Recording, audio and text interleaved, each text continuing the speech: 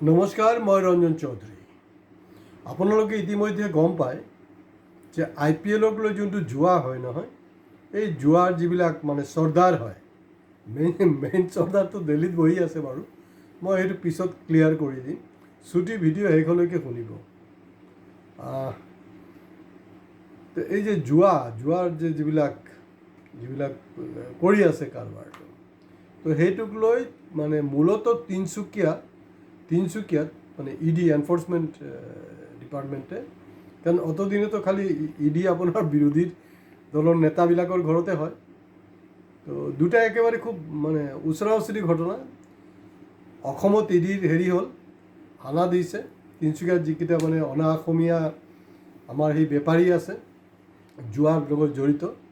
অৱশ্যে অসমীয়া বেপাৰীও আছে, তেওঁলোকে অফিচিয়েল নামত নাই, কাৰণ দল সংগঠন আঁচুকে ধৰি চবেই মোটামুটি তেওঁলোকৰ পৰা সপ্তাহটো পাই থাকে আৰু সপ্তাহ উচলি বুলি কয়, এইটো মাননিকৰণ নহয়, মান্থলি নহয়, সপ্তাহ উইকলি পে'মেণ্ট লাগে তেওঁলোকৰ।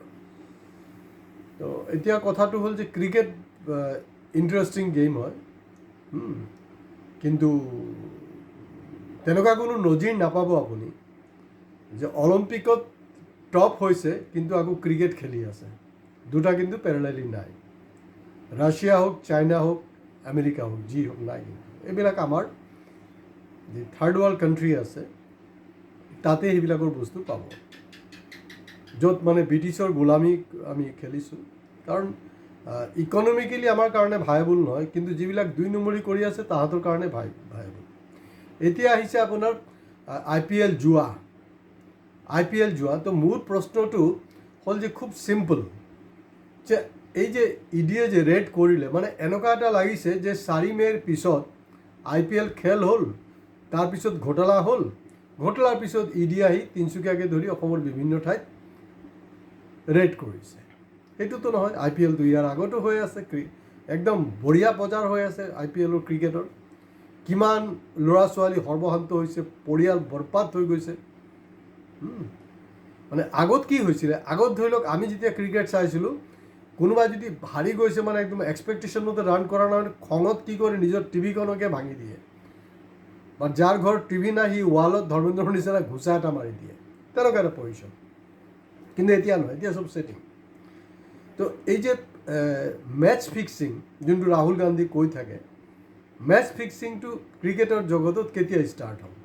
এইটো হৈছিলে আজাৰুদ্দিন, অজয় জাদেজা চাব দেই, তেওঁ কিন্তু ৰজাঘৰীয়া। মই যে ক'লোঁ নহয় এইটো ধনী মানুহৰ গেম, এইটো আমাৰ কাৰণে নহয়, না আমাৰ দুখীয়া ল'ৰা ছোৱালী চাবলৈ আছে না খেলিবলৈ আছে বস্তুটো।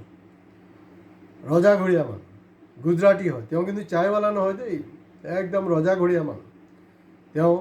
আৰু মোৰ ভুল নহ'লে মনোজ প্ৰভাকৰ আছিলে, তিনিজন। তেওঁলোকেই মানে এই মেচ ফিক্সিংটো কৰিছিলে। কাৰণ মেচ ফিক্সিংটোতো দেৰিকৈ ওলাইছে কথাটো, কিন্তু মই অনুভৱ হৈ আছিলে যে আৰে এইটোতো হৰাৰতো কোনো কথা নহয়, হাৰিছে কেনেকৈ। তো জিকাৰ কাৰণে কিন্তু মেচ ফিক্সিং নহয়, এইটো সদায় মনত থাকিব। হৰাৰ কাৰণে, সাধাৰণতে হৰাৰ কাৰণে হয়। কাৰণ জিকা মানে কি, এইটো ধৰি লওক বাংলাদেশক পালে সেইটোতো জিকিবই জনা কথা, কিন্তু তাতো লাগিলে ফিক্সিং কৰি দিব। মনত আছেনে নাই, একবাৰ বাংলাদেশৰ নিচিনা কাণ্ট্ৰিও কিন্তু ইণ্ডিয়া ক্ৰিকেটত বাবাজিকা ঠুল্লু কৰিছে, হাৰি গৈছিলে। তো এই মেচ ফিক্সিং কাৰবাৰটো তেতিয়াৰ পৰা ষ্টাৰ্ট হৈছিলে। আৰু অজয় জাদেজা তেওঁ পলিটিকেল, মানে তেওঁতো ৰজাঘৰীয়া হয়, তেওঁৰ ৰাজনৈতিক যোনটো নেৰেটিভছটো মই কৈ দিওঁ। অৰুণ জেটলী যে বিজেপিৰ নেতা, প্ৰয়াত নেতা, তেখেতৰ কিন্তু জোৱাইন, মানে ছোৱালীক বিয়া কৰিছে। আৰু অজয় জাদেজা একচুৱেলি বিয়া কৰিব বিচাৰিছিলে মাধুৰী দীক্ষিতক, মানে তেওঁলোকৰ লগত ভাল ইলু আছিলে। আৰু মই আজি যোনটো ভিডিঅ' কৰি আছোঁ, মোৰ আপোনালোকলৈ অনুৰোধ যে আপোনালোকক মানে এটাই কৈছোঁ যে মানে নতুন প্ৰজন্মৰ ওচৰত যিমান চিনাকি আছে ল'ৰা ছোৱালী, তেওঁলোকক আপোনালোকে শ্বেয়াৰ কৰক, বহুত ইম্পৰ্টেণ্ট হয় তেওঁলোকৰ কাৰণে। তো নহ'ল কিয়, তেওঁ ৰজাঘৰীয়া, কাৰণ তেওঁতো নাচনীৱালী হয়, চিনেমা কৰে, এইবিলাক এথিক্সৰ কথা আছে, সেইকাৰণে হোৱা নাই। তাৰপিছতে আপোনালোকে মনত পেলাওক যে আপোনাৰ যি ক্ৰিকেট কণ্ট্ৰল বৰ্ডৰ মুৰব্বী কাক বনাইছিলে? সৌৰভ গাংগুলীক তেতিয়া এটা মানে বিজেপিৰ প্ৰজেকশ্যন আছিলে যে তেওঁ মমতাৰ এগেইনষ্টত খাৰা কৰি CM বনাব 2021। তো এটা সময়ত গৈ তেওঁ এইটো ৰিয়েলাইজ কৰিছে আৰু তেওঁৰ পৰিয়ালত সেইটোক লৈ কন্দল হৈ আছিলে। সেয়া হ'লগৈ এই যে ডোনা গাংগুলী নহয়, তেওঁৰ পত্নী নহয়, তেওঁৰ যে ছোৱালী কিন্তু অলপ হটকে, অলপ ডিফাৰেঞ্চ কিন্তু দেউতাৰ লগত সেইটো ক্লেছ হৈ থাকে। তাৰপিছত সেইবিলাক বহুত ঘটনা হ'ল। এই যে চাফোলাৰ এড দিয়া আছিলে নহয় সৌৰভ গাংগুলী, তাৰমানে আপোনাৰ কাৰ্ডিকে মানে এৰেষ্ট নহ'ব সেইটো কাৰণে চাফোলা খাব লাগে, কিন্তু দেখা গ'ল যোনে এড কৰি আছে তেওঁ নিজে কাৰ্ডিয়েক এৰেষ্ট হৈ গ'ল, কাৰণ এইটো ঘৰত এইটো এটা অশান্তি চলি আছিলে।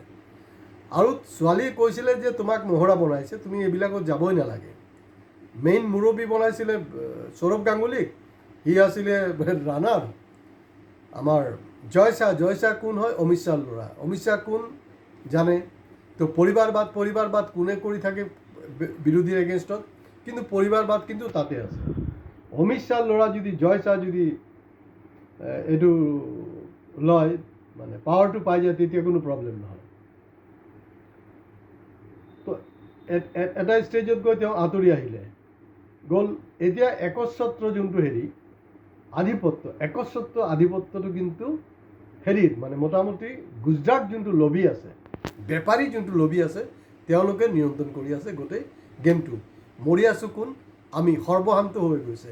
আপোনালোকে বিশ্বাস নকৰিব, মই সেইটো কাৰণে কৈছোঁ যে স্কুল কলেজৰ ল'ৰা ছোৱালীক, ইউনিভাৰ্চিটিৰ ল'ৰা ছোৱালীকো আপোনালোকে শ্বেয়াৰ কৰক যদি কোনোবা চিনাকি আছে। তেওঁলোক বৰবাদ হৈ গৈছে, জানো না নাই? ড্ৰাগছ কিয় খায়? যেতিয়া সেইবিলাক আৰ্থিকভাৱে বৰবাদ হৈ যায় ন, তেতিয়া ড্ৰাগছ খাবলৈ হেৰি হয়। ইয়াত এটা কথা মনত পৰিছে, এই যে আপোনাৰ তেজ, আপোনাৰ যদি খুন যদি গৰম হৈ যায় কি হ'ব? আপুনি ব্লাষ্ট হ'বতো। মোদী কি কৈছিলে অপাৰেশ্যন সিন্দুৰ সময়ত, যেতিয়া পাকিস্তানী আহি আমাৰ মানুহবিলাকক উৰাই দিলে, নিৰীহ 26জন মানিক জম্মু কাশ্মীৰত পেহেলগাম ঘটনাত, নিশ্চয় মনত আছে। তেতিয়া সেইটোৰ ওপৰতে মই এপিছ'ড কৰিছিলোঁ, এই বছৰে এপিছ'ড কৰিছোঁ। মই এইটো কণ্টিনিউ কৰিম হয়তো, কাৰণ এতিয়ালৈকে খেলটো খতম হোৱা নাই। তো এইফালে আহি তেওঁ বিদেশৰ পৰা আহি তেওঁ এইটো খবৰ ল'ব লাগে জম্মু কাশ্মীৰত যে ঘটনা, সেইটো নহয়। তেওঁ বিহাৰত গুচি গ'ল ইলেকশ্যন কেম্পেইনিঙৰ কাৰণে। কি কৈছে? অপাৰেশ্যন সিন্দুৰ, মেৰে ৰগো মে মেৰে খুন মে গৰম সিন্দুৰ দৌৰ ৰহা है। আৰে বুৰ্বক কাহিকা, গাধাজি কা উল্লু। যদি গৰম হিন্দুৰ যদি মানে বই থাকে নয়, মোদী ব্লাষ্ট হৈ যাব। গৰম সিন্দুৰ কি বকিবলৈ আহিছে? যি টি বকি আছে, আৰু আমি গাধাকেইটা এইবিলাক হজম কৰি আছোঁ। বিহাৰীকেইটাতো জিকালেই, এতিয়াতো বাকী চবতে জিকি আছে, উপায় নাই, কি কৰিব? তো সেইটো সময়ত তেওঁলোকে কি কৈছিলে? কাৰণ যেনেকৈ চাওক, পানী আৰু তেল কিন্তু কেতিয়াও মিহি নাযায়, মানে মিক্সটো নহ'ব। কাৰণ এফালে যুদ্ধ, এফালে অপাৰেশ্যন সিন্দুৰ, আনফালেদি ক্ৰিকেট হৈ আছে। ইভেন আমাৰ গুৱাহাটীতো হৈছে। ইমান মানে খতৰা কাৰবাৰ। তো কাৰণটো কি? কাৰণ এটাই কাৰণ যে যেহেতু জয় শাহ নহ'লে লোকচান হৈ যাব। এই যে পৰিবাৰবাদখন তুষ্ট থাকিব, কাৰণ মোদী অবিহনে মানে অমিত শ্বাহ নাই, অমিত শ্বাহ অবিহনে মোদী নাই, তেনেকুৱা এটা অৱস্থা চলি আছে। তো গোটেই আমাৰ দেশৰ লগত কিন্তু সেইটো সময়ত কাৰবাৰটো হৈছে, এতিয়াও চলি আছে। তো প্ৰব্লেম হ'ল যে 4 মে'ৰ পিছত কেলে? 4 মে'ৰ আগতে হ'ব লাগিছিলে, আৰু হৈ আছে, অহা দিনতো হ'বলৈ গৈ আছে। আপোনালোকে সময় নষ্ট নকৰিব মিছাকৈ, মই বাৰে প্ৰতি কৈ আছোঁ। টোটালি এটা আনপ্ৰডাক্টিভ বস্তু। আমাৰ কাৰণে এণ্টাৰটেইনমেণ্ট হ'ব পাৰে, আৰু সাধাৰণ মানুহৰ কাৰণে কিন্তু বৰবাদী হৈ যাব পাৰে। অপাৰেশ্যন, কাৰণ যুদ্ধ আৰু বন্ধুত্ব দুটা একেলগতে নহয়। আপোনালোকৰো নিশ্চয় মনত আছে, কোনোবা মহিলা, কোনোবা পুৰুষ মানুহ যোনে চাই আছে আজিৰ দিনটোত, আমিও সৰুতে লগৰকেইটাৰ লগত কাজিয়া কৰিছোঁ, কিন্তু এটা ষ্টেজত কি হয়? কাজিয়া কৰোঁ, 4-5 দিন মাত বোল নাই, বন্ধ। তাৰপিছত কি কৰোঁ?